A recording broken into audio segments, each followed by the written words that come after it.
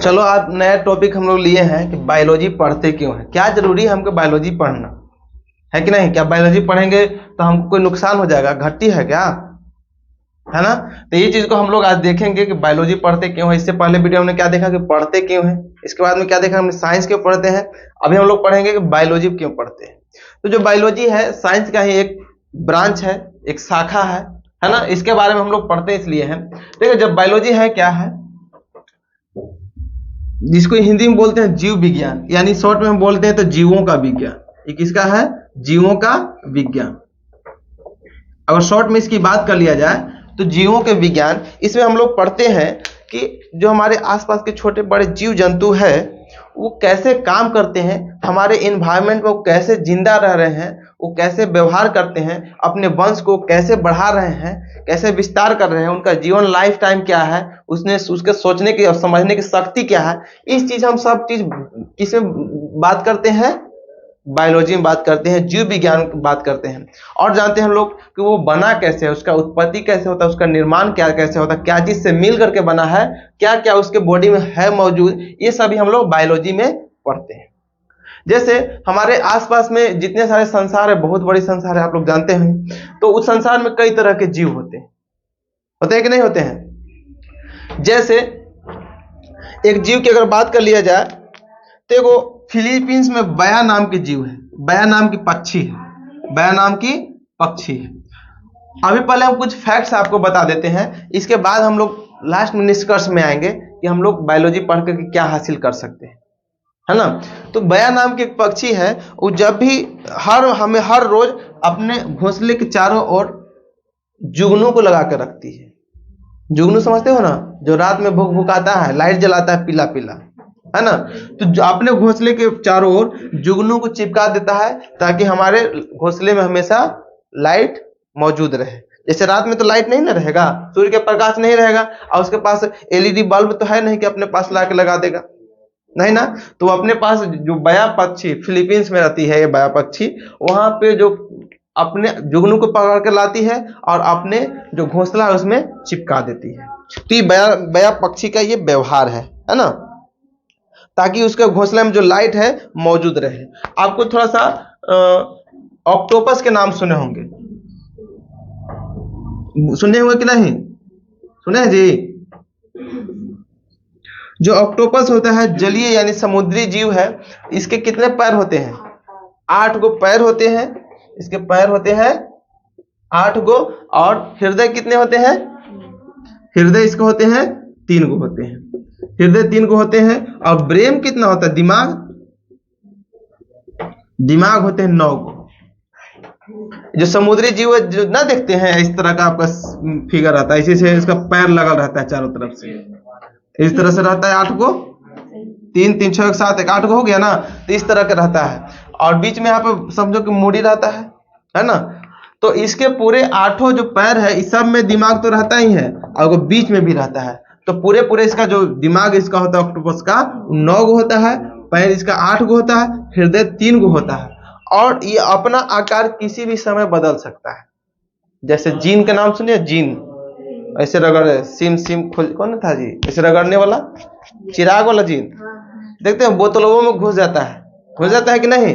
तो उसी तरह ऑक्टोपस है, छोटा सा अगर बोतल रहेगा, बड़ा सा ऑक्टोपस अगर छोटा सा इस तरह का बोतल रहेगा, छोटा सा रास्ता जाने वाला रहेगा बोतल में, तो इसमें भी क्या हो सकता है?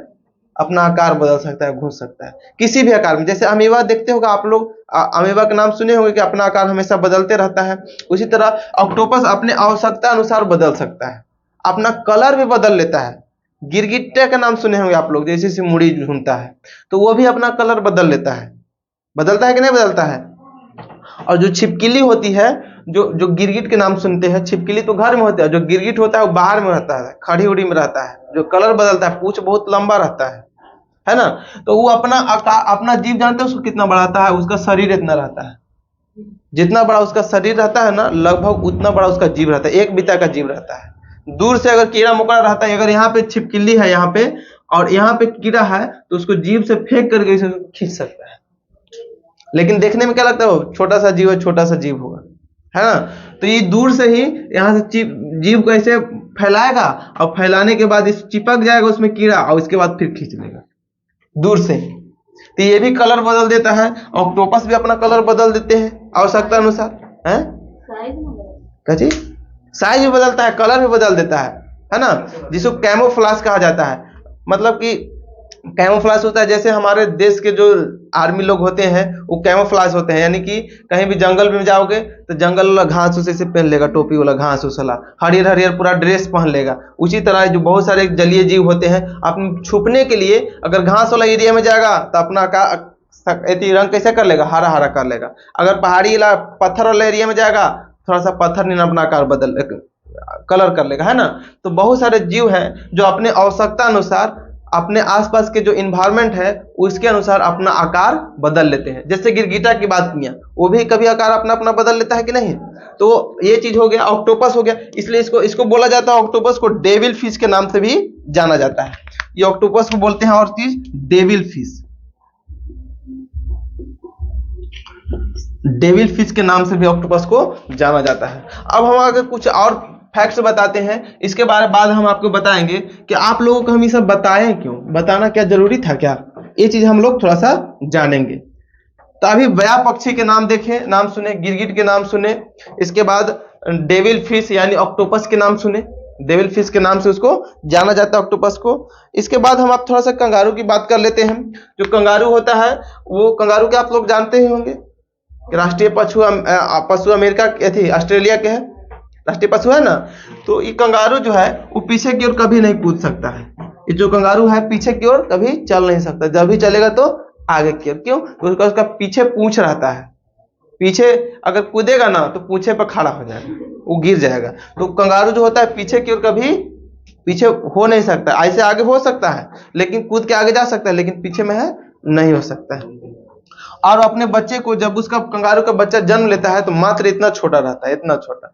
उसके पास, कंगारू के पास एक थैली होता है, ये सब आपको बायोलॉजी में पढ़ना है, ठीक है। कंगारू के पास एक थैली होता है, जो मादा कंगारू होती है उसके पास एक थैली होता है, उसी में अपने बच्चे को पाल करके बड़ा करती है, और फिर उसके बाद जब बच्चा सियाना हो जाता है तो उसको निकाल करके बाहर कर देती है। तो कंगारू जो होता है वो ऑस्ट्रेलिया में पाया जाता है, वहां के राष्ट्रीय पशु कंगारू ही है। तो कंगारू कभी पीछे की ओर नहीं चल सकता है।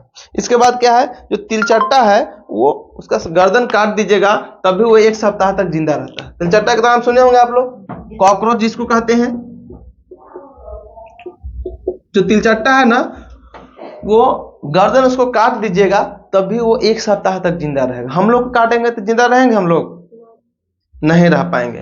तो जिंदा क्यों रह पाता है? क्योंकि देखिए उसका सांस लेने वाला श्वसन तंत्र का जो सिस्टम जहां से सांस लेता है, वो सांस लेता है ट्रैकिया से। ट्रैकिया होता है हृदय के पास। हम लोग सांस लेते हैं क्या, जिससे? फेफड़ा से सांस लेते हैं। और जो और सारे जीव जो होते हैं, जैसे मेढक जो होते हैं, त्वचा से भी सांस लेते हैं, फेफड़ा से भी सांस लेते हैं, और गिल्स से भी सांस लेते हैं। आप लोग 10th क्लास में ये चीज पढ़े होंगे। तो ये चीज तिलचट्टा जो होता है वो ट्रैकिया से सांस लेते हैं। ट्रैकिया के हृदय के पास छोटा सा छिद्र होता है, वहीं से सांस लेता है। यानी श्वसन तंत्र, गर्दन काटेंगे तो उसको नाक से कोई तो मतलब है नहीं, हम लोग तो नाक में सांस इसे जाकर फेफड़ा में जाता है। तो ट्रैकिया जब उसका हृदय के पास होता है तो उसका गर्दन भी कट जाता है, तो सांस लेते रहता है, उसका श्वसन की क्रिया चलते रहता है, लेकिन उसको भोजन नहीं मिल पाता है, क्योंकि भोजन तो करेगा मुंह से। तो मुंह से भोजन करेगा तो उसको भोजन की क्रिया उसको पास नहीं हो पाती है, इसलिए वो खाए पिए बगैर उसको सटा दीजिए थोड़ा, तो गेट सटा दीजिए। तो खाए पिए बगैर वो भूख से मर जाता है तिलचट्टा, लेकिन ऐसे नहीं मरता है। समझ में आया बात? तो गर्दन काट देने के बाद भी तिलचट्टा करीब 1 सप्ताह तक जिंदा रहता है। तो ये चीज बता दिए। और चलो एक नया टॉपिक ले लेते हैं। जो छिपकली होता है, छिपकली, उसमें 1 मिनट में उसका हृदय कितने बार धड़कता है? 1000 बार। जैसे हम लोग का जो मनुष्य है, मनुष्य का 1 मिनट में कितना धड़कता है? 72 बार। लेकिन छिपकली का 1 मिनट में कितना बार धड़कता है? 1000 बार। कुछ इसे हम फैक्ट्स बता रहे हैं, इसके बाद हम लोग जानेंगे कि सब हम लोग जान क्यों रहे हैं, ठीक है। फिर देखिए, एक जेली फिश के नाम सुने होंगे आप लोग, जेली फिश। जैसे जेली फिश, जेली फिश के नाम सुने हैं आप लोग? जेली फिश होता है छाता नियन होता है, छाता में ऐसे डंटी रहता है, देखिए ऐसे छाता रहेगा, ऐसे छाता रहेगा, और नीचे को डंटी लगा रहेगा, ऐसे ये छाता हो गया। लेकिन जेली फिश जो होगा इस तरह का आकार रहेगा उसका, इस तरह का आकार रहेगा, लेकिन छोटा छोटा इसमें से बाल नहीं लटकल रहता है। कभी फिल्म विल्म देखे होंगे तो समुद्र वाला सीन आया होगा ना, चाहे परी उड़ी वाला देखा, जल परी वाला, तो उसमें इस तरह जेली फिश रेंगते रहता है, होता है ना। तो जो जेली फिश होता है वो कभी मरता ही नहीं है, पूरा कभी मरता ही नहीं है जेली फिश, समझो। ये इसलिए हम इसको बोलते हैं अमर जेली फिश, अमर जेली फिश। अमर जेली फिश इसीलिए बजाता है कि जेली फिश कभी मरता है नहीं। और देखिए अभी बता रहे हैं ना, अभी कभी मरता ही नहीं है। और फिर हाइड्रा के भी नाम सुने होंगे आप लोग, 10th क्लास में हाइड्रा का नाम सुने होंगे, हाइड्रा, है ना। तो हाइड्रा जो होता है ये भी कभी नहीं मरता है। जैसे हाइड्रा जो होता है वो इस तरह का आकार होता है, उसमें मुकुल निकल करके बर्डिंग होता है, छोटा छोटा इस तरह का आकार होता है हाइड्रा का जी, इस तरह आकार होता है, इसने आकार होता है ना। और इधर से इसे निकल रहेगा, छोटा छोटा निकलता है, बर्डिंग के माध्यम से फिर टूटता है ना। अगर ये हाइड्रा है तो हाइड्रा को अगर काट कूट दीजिएगा भी तो ये कभी खत्म नहीं होता है। जैसे ही काटिएगा ना, तो अगर ये काट के ये भाग को अलग कर दिए, ये काट करके अलग भाग कर दिए, तो यहाँ पे फिर एक नया आकार ले लेगा, जैसे उसका पूर्वज था ना, जैसे जिससे कटा था उसने फिर आकार ले लेगा। तो हाइड्रा जो होते हैं वो कभी मरते नहीं है। जेली फिश जो होते हैं कभी मरते नहीं है। जेली फिश का अगर मृत्यु एक तरह से अगर हो भी जाता है तो उस समुद्र के तलहटी में चला जाता है, तलहटी मतलब निचला तल में, और वहां जाकर के उसका कोशिका जो होते हैं फिर से जुड़ जाते हैं और फिर से जिंदा हो जाता है। तो जेली फिश कभी नहीं मरते हैं, हाइड्रा भी नहीं मरते हैं, इसलिए इसको क्या कहते हैं, सबको अमर जेली फिश कहते हैं। अमर माने कभी जो नहीं मरता है, इसलिए हम उसको बोलते हैं अमर जेली फिश कहते हैं, ठीक है। तो उसी तरह प्लेनेरिया का नाम आप लोग सुने होंगे, प्लेनेरिया नाम सुने हैं, 9th या 10th में पढ़ना होगा। हाँ, तो प्लेनेरिया जो होता है ना, वो भी, उसको भी कितना बार भी काट दीजिएगा, अगर ये प्लेनेरिया इस तरह का आकार इसका है तो इसको कितना बार भी काट दीजिएगा ना, इसी से काट दीजिएगा, 10 टुकड़ा कर दीजिए, 5 टुकड़ा कर दीजिए, तो ये जो टुकड़ा ही बचा हुआ है, ये टुकड़ा बचा हुआ है, फिर ये पुराने जैसे जैसे पहले वाला प्लेनेरिया था ना वैसा बन जाएगा, यानी कि कभी वो मरेगा नहीं। इस सब में गुण होता है, इसका प्रॉपर्टीज हो जाता है, इसलिए हम इसको जानते हैं। जैसे कि आप लोग एगो कहानी सुने होंगे क्या, काली माई वाला नाम सुने होंगे, कि राक्षस को ऐसे लेकर मुड़िया ऐसे काट के माला पहनती थी, काली माई सुने हो ना। और उसमें क्या था कि राक्षस को काटने के बाद काली माई, जो राक्षस जितने सारा खून गिरता था जमीन पर, वो जय बूंद खून गिरता था वो राक्षस बन जाता था, समझे। तो अगर राक्षस को मारना है तो उसको खून जमीन पर टपकने नहीं देना है, तो इसलिए काली जी का जहां भी फोटो देखो पीछे वो कुत्ता रहेगा। कुत्ता क्या करता था कि जैसे खून गिरने वाला था तो चाट जाता था, तो जमीन पर तो राक्षस की संख्या बढ़ती नहीं थी। ये सब धार्मिक बातें हैं, अब हुआ था क्या हुआ था नहीं तो कोई नहीं जानता, लेकिन स्टोरी हम सुने हैं इसलिए बात कर रहे हैं। तो उसी तरह ये जेली फिश है कि अगर इसको काटोगे ना, जय को टुकड़ा करोगे तय को बन जाएगा, ये मरेगा ही नहीं। अगर इसको 10 टुकड़ा करे हो तो पुराने जैसा जेली फिश था वो इसमें 10 को जेली फिश बन जाएगा, समझ में आया। ये जेली फिश, प्लेनेरिया की बात कर रहे हैं, ये प्लेनेरिया है, तो इसको 10 टुकड़ा करेंगे तो 10 को बन जाएगा, तो ये कभी मरेगा ही नहीं। और चीज तो चलिए देख लेते हैं, हाइड्रा की बात करते हैं। एगो नाम है लंग फिश मछली, एगो मछली का नाम है लंग फिश। लंग फिश, ये जो लंग फिश है ना, ये बिना पानी के भी रह सकता है, पानी में भी रह सकता है। लंग फिश का क्या खासियत है कि जब किसी तालाब में अगर पानी नहीं है, पहले पानी है तो पानी में तो खुशी से चल रहा है, अपना वृद्धि कर रहा है, अपना विकास कर रहा है। जब पानी सूख जाएगा तो क्या करेगा कि अपने शरीर पे केमिकल निकालता है अपने बॉडी में से, और निकालने के बाद वो धरती के अंदर थोड़ा सा गहराई में चला जाता है, जहां पे दरार खुलता है वहां पे चला जाता है और बेहोश एकदम सो जाता है, मतलब समझोगे वो सो जाता है। तब तक सोया रहता है जब तक कि दोबारा पानी नहीं आए। जब पानी दोबारा बरसात बरसता है तब उसको नींद टूटता है, फिर बाहर आ जाता है, ठीक है। तो ये क्या है, लंग फिश की खासियत है कि बहुत सारे ऐसे मछली को बाहर निकालो 1 घंटे में, आधा घंटा में मर जाता है, कोई तो 10 मिनट में मर जाएगा, है कि नहीं। तो जो लंग फिश ऐसी मछली है कि धरती जमीन पर भी रह सकता है, सूखे में भी रह सकता है और पानी में भी रह सकता है। इसका ये खासियत है कि जब भी पानी तालाब का सूखता है तो जो लंग फिश मछली है वो अपने बॉडी के ऊपर एक केमिकल निकालता है, जिसके कारण वो बहुत लंबे समय के लिए नींद में चला जाता है। और जब नींद में चला जाता है, अब बारिश दोबारा जब होता है तभी उसका नींद टूटता है और फिर बाहर आता है कि नहीं। तो ये लंग फिश की खासियत है। लेकिन और जितने सारे ये सब है मरते तब है, जैसे कि जेली फिश हो गया, प्लेनेरिया हो गया, हाइड्रा हो गया, ये मरते तब है जब किसी दूसरे जीव का भोजन बन जाते हैं। आखिर यही तो, इसको भी तो कोई खाता होगा ना, कोई दूसरा जीव खा जाता होगा। इसको भी कोई हाइड्रा है तो उसको भी दूसरा चीज कोई खा जाता होगा, इसको भी प्लेनेरिया, इसको भी कोई खा जाता होगा। ऐसा थोड़ी है कि एक दूसरे को देखते हैं कि आप लोग जितने सारे समुद्र में जीव होते हैं वो सब एक दूसरे को खाते हैं। बड़ी मछली छोटी को खा जाती है, कोई कछुआ को खा जाता है, मगरमच्छ को कोई खा जाता है, पता है कि नहीं होता है। डॉल्फिन को भी खा जाता है, वो बहुत बड़ा बड़ा जीव है, छोटा छोटा भी जीव है। तो ये चीज हम लोग पढ़े इसलिए, ये चीज हम लोग जितने सारे फैक्ट्स इसलिए बताएं और बायोलॉजी इसलिए पढ़ते हैं कि आखिर इसमें क्या चीज मौजूद था प्लेनेरिया में, आखिर ये जेली फिश में क्या मौजूद था, आखिर ये हाइड्रा में क्या मौजूद था कि वो कभी मरता ही नहीं। अगर जिस गुण के बारे में, जिस गुण के वजह से ये नहीं मरता है, अगर वही गुण का अगर हम लोग खोज लिया जाए, अगर मनुष्य को जान जाएगा तो वही गुण अपने अंदर डाल लेगा, और अपने अंदर डाल लेगा तो मनुष्य अमर हो जाएगा, कभी फिर मरेगा ही नहीं, है कि नहीं। हमारा दिमाग कैसे, कोई कोई दिमाग तेज हो जाता है। अभी आप लोग सुनते हो कि दिमाग में चिप्स लगाना है आदमी को, समझे, सब लोड करके चिप्स लगा देगा दिमाग में। अब चिप्स में सब जितना सारा स्टोर रहेगा वो भूलेगा नहीं कभी आदमी कोई चीज को। मोबाइल में कुछ रिकॉर्ड करके रखते हैं, भूलते हैं कभी, वो ओकरे में सेव रहता है। चिप्स लगा देगा, इसके बाद क्या है, बहुत चीज, दिमाग बदल सकता है, इसका दिमाग बदल के उसमें लगा देगा, आंख निकाल के लगा देगा इसमें से उसमें, है ना।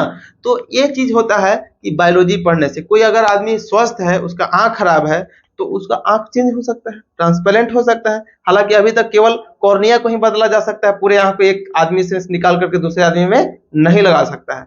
केवल कॉर्निया को बाहरी वाला जो हिस्सा होता है आंख का, उसी को चेंज किया जा सकता है, बाकी पूरे आंख को निकाल करके दूसरे में नहीं लगा सकता है।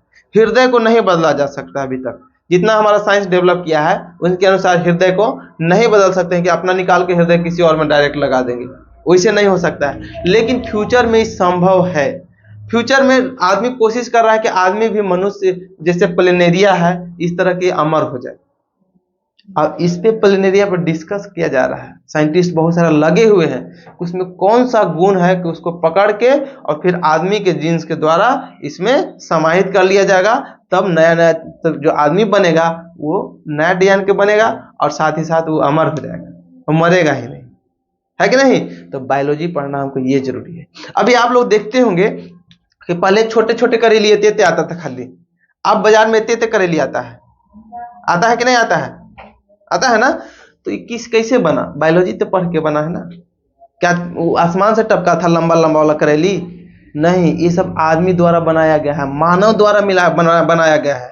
आप लोग 10th में पढ़े भी होंगे, है ना। जीन का क्रॉसिंग करा के, एक जीन का दूसरे जीन में क्रॉसिंग करा के मिला करके जो नया बनता है उसको बोलते हैं हम हाइब्रिड। नहीं बोलते हैं आप लोग हाइब्रिड के करेली है, मतलब बढ़का बढ़का फरे वाला है ना, मतलब खांटी नहीं है, ओरिजिनल नहीं है, हाइब्रिड है। उसके जो मम्मी पापा मतलब है, यानी जिससे जो मिल करके बना है वो दूसरा चीज होगा, कोई एकदम निश्चित है कि करेली का नहीं होगा। तब जैसे लौका का भी जीन मिला होगा, करेली का भी मिल के, तब दोनों मिल करके जो बना नया प्रोडक्ट, जो बना नया जो करेली बना, वो लंबा लंबा फर निकल रहा है कि नहीं।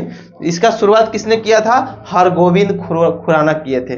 जीन का जो क्रॉसिंग करवाए थे उसमें हरगोविंद खुराना ने करवाया था। जितने सारे हमारे अंग में जितने सारे बाल उग रहे हैं, जैसे मनुष्य का जो बच्चा है तो मनुष्य की तरह होता है, क्यों? क्योंकि उसके जीन की वजह से हो रहा है। बाबूजी के यहाँ भाव होगा तो हमरो भाव है, बाल है बाबूजी के तो हमरो सिंह आ रहा है, नहीं आ रहा है, क्यों? कि बाबूजी के सिंह ही नहीं था। तो जैसा बाबूजी का रहेगा शरीर, वैसने उसका संतान का उत्पन्न होता है, शरीर होता है ना। तो ये सब, लेकिन मनुष्य का है कि मनुष्य का शरीर, मनुष्य दूसरे से मनुष्य का जो बनाएगा शरीर, तो उसका में बदलाव भी ला सकता है। इसका माध्यम से जीन का क्रॉसिंग करा के उसका गुण समझ करके कि क्या उसमें गुण है, उसका गुण अगर निकाल करके दूसरे सब्जी में मिला देंगे तो उससे क्या बनेगा, जो नया फल वो कैसा बनेगा, बड़ा बनेगा, छोटा। आप लोग मेंडलीव का कौन सा वर्गीकरण था जी, ये बौना पौधा क्या था टॉपिक? बौना पौधा और लंबा पौधा निकला था। मेंडल का मेंडल का जो प्रयोग किया था वो बौना पौधा और लंबा पौधा लिया था ना, मटर वाला, है ना, लिया था। तो उससे क्या बनाया, देखा था कि बड़ा और छोटा में कौन हावी होता है, छोटा और बड़ा को क्रॉसिंग कराया जाता है मटर का दाना का, तो कैसा पौधा निकलता है, इसी किया था ना मेंडल ने। तो शुरुआत में क्या था कि हरगोविंद खुराना ने ही जीन का क्रॉसिंग करवा करके नया जो पदार्थ, नया जो सामान बना था उसके बारे में प्रैक्टिकल किया था कि अगर छोटा छोटा करेला है तो उसको हमको बड़ा बड़ा कैसे बनाना है। तो अगर छोटा करेला अगर छोटा है, करेला का तो हमेशा साइज छोटा होता है कि नहीं होता है, छोटा छोटा होता है, और लौकी का साइज हमेशा बड़ा बड़ा होता है ना। तो अगर इसमें जो लौकी का जीन जो होता है, जो इसमें लंबाई में वृद्धि करने के कारण है, लंबाई में वृद्धि करने के कारण अगर लौकी का जो जीन है इसमें से निकाल के अगर इसमें डाल दिया जाएगा तो जब करेला जो होगा वो फिर लंबा लंबा होगा। समझ में आया? तो ये चीज हम लोग बायोलॉजी पढ़ करके, अभी आप लोग देखते होंगे कि छोटे जब मौसम नहीं रहेगा उस समय भी उस सब्जी फलित रहता है। तो अभी हमने क्या देखा कि जब लौकी जो था इसका अगर लंबाई वृद्धि करने वाला जो जीन होगा, जितना भी चीज हम लोग कर रहे हैं, जैसे आंख में भाव आना जीन के कारण हो रहा है, नाखून बढ़ना ये जीन के कारण हो रहा है, हाथ पांव जितना गोड़ हाथ बाल सब निकल रहे हैं, किसके कारण हो रहे हैं? जीन वाला हो रहा है। हम लोग की लंबाई बढ़ रहा है जीन के कारण बढ़ रहा है, कि जैसा जीन था उसके अकॉर्डिंग हमारा लंबाई बढ़ता है।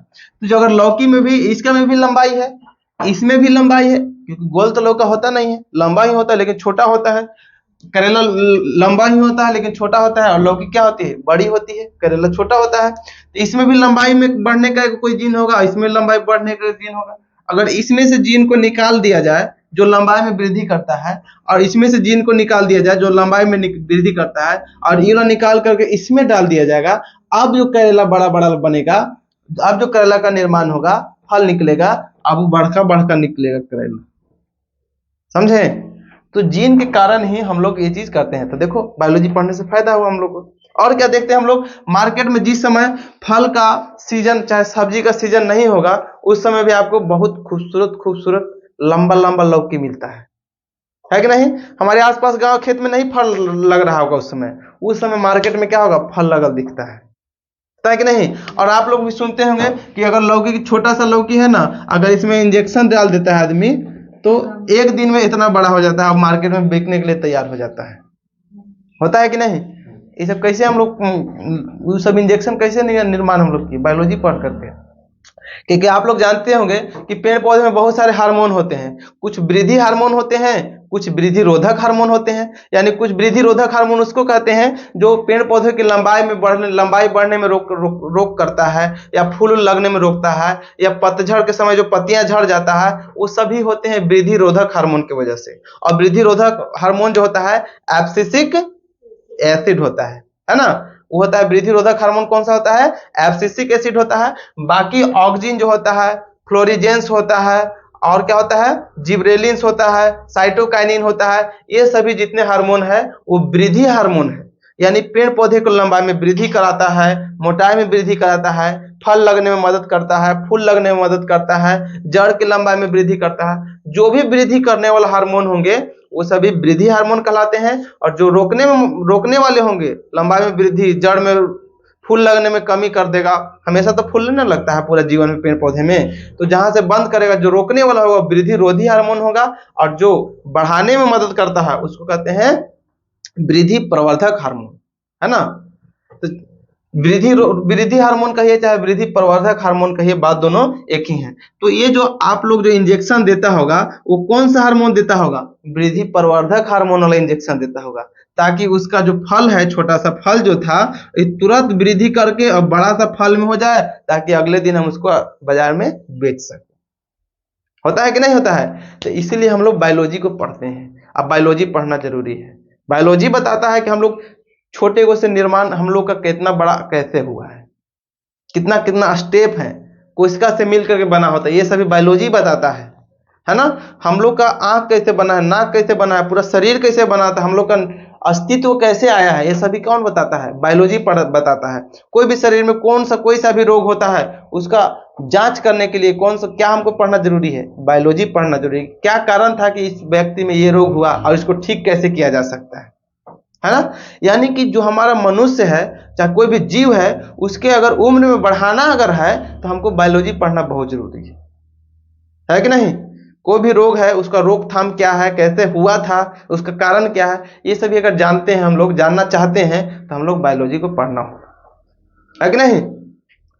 तो ठीक है, तो आज हम लोग क्लास करते हैं समाप्त। नेक्स्ट डे से हम लोग फिजिक्स का और बायोलॉजी का सिलेबस स्टार्ट करेंगे और साथ साथ हम लोग टॉपिक वाइज पढ़ते जाएंगे। और आप लोग एकदम देखिए, एकदम 100% श्योर हो जाइए कि आप लोग साइंस में कोई दिक्कत होने वाली नहीं।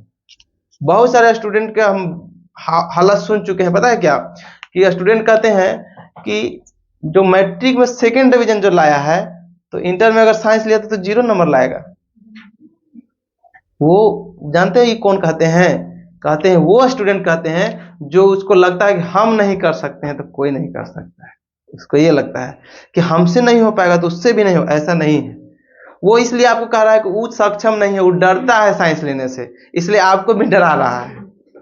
समझ में आया? तो डरना नहीं है, साइंस बहुत आसान है। क्यों? क्योंकि इसमें समझने वाली चीजें हैं।